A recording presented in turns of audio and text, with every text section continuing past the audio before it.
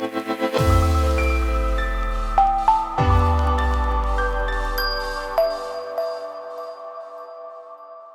video was brought to you by our Patreon backers, like Emily M. Support the channel, get exclusive live streams, early access to videos, behind the scenes posts, the ability to choose our video topics and more. The link's down below. So, on Saturday evening, Open Democracy published a report describing how, in the past 7 years, former Conservative Party treasurers who donate at least £3 million are apparently immediately awarded with a peerage. Party treasurers are essentially responsible for fundraising, and the Conservatives usually have multiple treasurers at any one time. As well as sorting out fundraising, treasurers are also expected to donate some of their own money to the party, and it's these personal donations that the Open Democracy report is focused on. Now, the practice of rewarding treasurers with peerages isn't a new one. In fact, over the last 2 decades, all 16 of the party's main treasurers, apart from the most recent, who stood down 2 months ago having donated £3.8 million, have been offered a seat in the Lords. This is, in itself, pretty dodgy, and it's technically a criminal offence under the Honours Prevention of Abuses Act of 1925 to buy, sell or offer to sell an honour for money. But governments have gotten away with it by arguing that they're not being made lords for their work as party treasurers, but for their philanthropy or charity work. This is what Tony Blair said in 2006 when he was accused of offering peerages for cash, and ultimately the Crown Prosecution Service concluded at the time that there was no prospect of convicting anyone because, well, even if it looks dodgy, politicians can just say, no, I didn't give them a peerage for all the money they gave me, it was just that little bit of philanthropy they did a while ago. And you can't disprove it. At the time, the CPS said that direct evidence of an agreement would be needed for prosecution.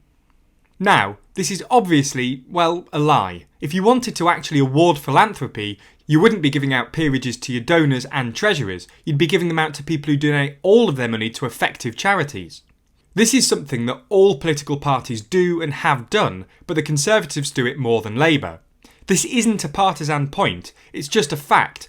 Since the Conservatives came to power in 2010, they've given peerages to 22 large donors, who've together donated a total of £54 million. In the same time, Labour have awarded peerages to just 2 donors.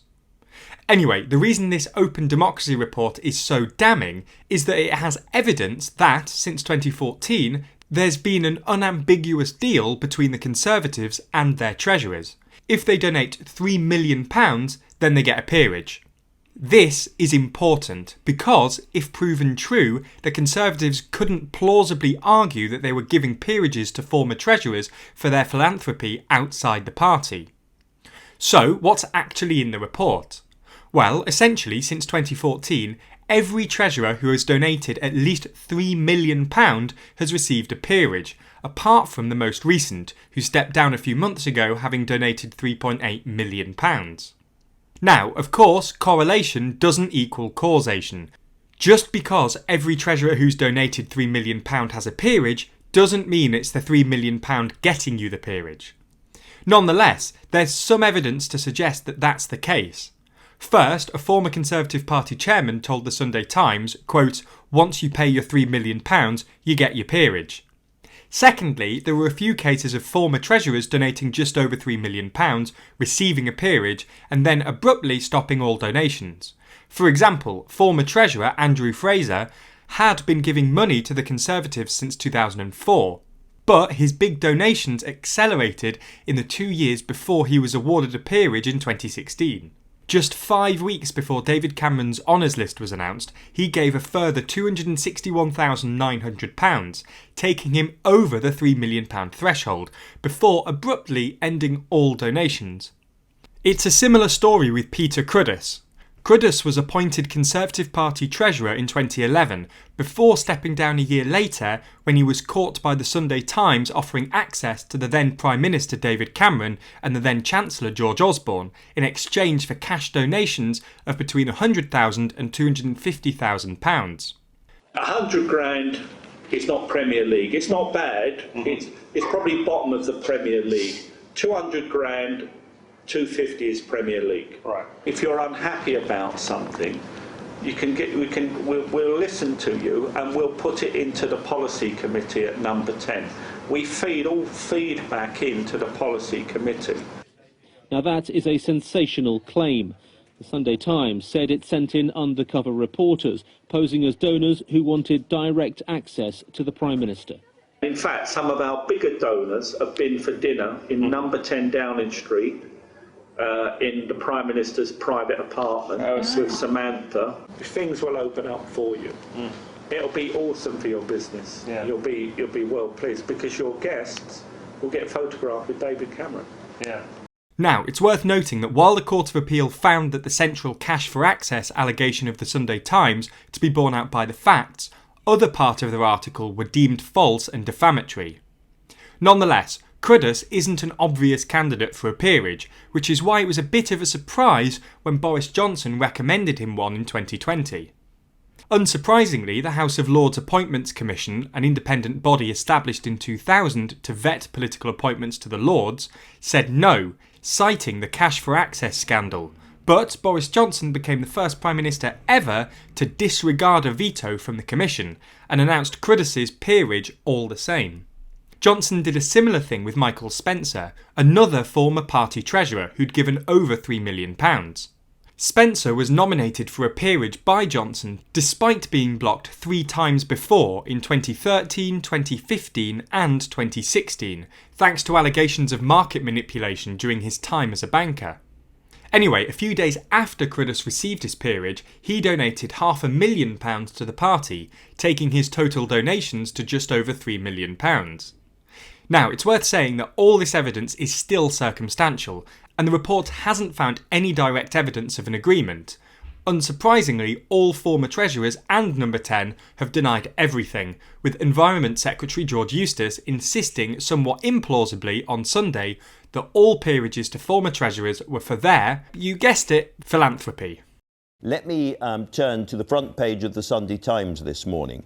In the past 20 years, all 16 of the Conservative Party's main treasurers, apart from the most recent, have been offered a seat in the House of Lords. Do you understand why many people will look at that and say this is a sleazy government? I don't, actually. These people will be philanthropists in every case. They're philanthropists who've given £3 million on average each to the Conservative Party. They're not ordinary philanthropists, they're Conservative Party supporting philanthropists. Well, they're philanthropists who give huge amounts to charity, who would be very successful in business, and therefore on those grounds ought to be considered for the Lords. And in addition, the fact that they have been engaged with political parties, whether that's Labour or Conservative Party. People like that have an interest in politics. They are philanthropists. They've made a great contribution to public life. And in many cases, they've got a lot of expertise in business that is valuable to the House of Lords. So what happens now? Well, as we mentioned, this report doesn't have any direct evidence of an agreement, so it's unlikely to lead to any prosecutions. Nonetheless, while it might not have any legal repercussions, it should have some political repercussions. It's another of many stories in recent months suggesting that the Conservatives are, quote, sleazy. And this does seem to be hurting their poll numbers, with the latest YouGov poll suggesting that the Conservative lead has narrowed to just 1 point, and the latest Ipsos Mori poll even putting Labour ahead for the first time since January. As a final thing, this sort of thing isn't just sleazy, it's a constitutional harm as well. Handing out money to your mates is one thing, but turning them into actual legislators is another. If this report is to be believed, these people have essentially bought the ability to decide law. Clearly, this shouldn't be a partisan issue. It doesn't matter which side of the aisle you're on, or whether it's Tony Blair or Boris Johnson doing it. The fact that rich people can buy their way into Parliament is bad. Anyway, what do you think about all of this? Should something be done to stop this from happening? Will this hurt Conservative polling even more? Let us know what you think in the comments down below. And if you want to get more involved, then you can back us on Patreon, which gets you a whole load of perks, from exclusive live streams to early access to videos, behind the scenes posts, and the ability to choose our video topics.